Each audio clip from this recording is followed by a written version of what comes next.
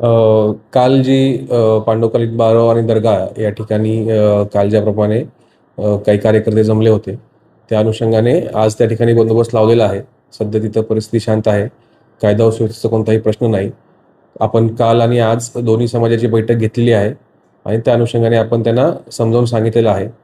ती जी जागा आहे त्याच्या मालकीबाबत जो काही महसूलचा निर्णय होईल, त्याच्याप्रमाणे पुढची कारवाई करण्यात येईल.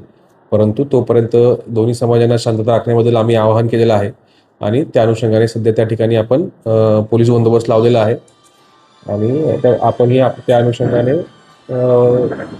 आपल्या माध्यमातूनही आम्ही आवाहन करू इच्छितो की सर्वांनी या ठिकाणी शांतता ठेवावी. कुणीही कोणत्याही प्रकारचं वक्तव्य किंवा काही करू नये, जेणेकरून शांततेचा भंग होईल.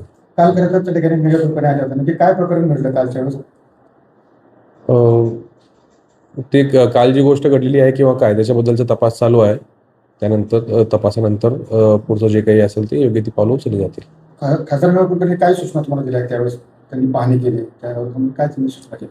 नाही, त्यांनी पाहणी केलेली आहे, परंतु पोलिसांना ॲज त्याच्या काही सूचना नाही आहेत. ती जागेची मालकी ठरवावी आणि त्याच्यावर योग्य ते लवकरात लवकर जर अनधिकृत असेल तर लवकरात लवकर कारवाई करावी, अशा प्रकारचं त्यांनी महसूलच्या अधिकाऱ्यांना सूचना दिलेल्या आहेत. काल खरं त्या ठिकाणी त्यांनी हिंदू विरोधाचा फोटो लावण्याचा प्रयत्न केला होता, त्यावेळेस तुम्ही काहीतरी मज्जाव केला गेला, काय नक्की ते प्रकरण?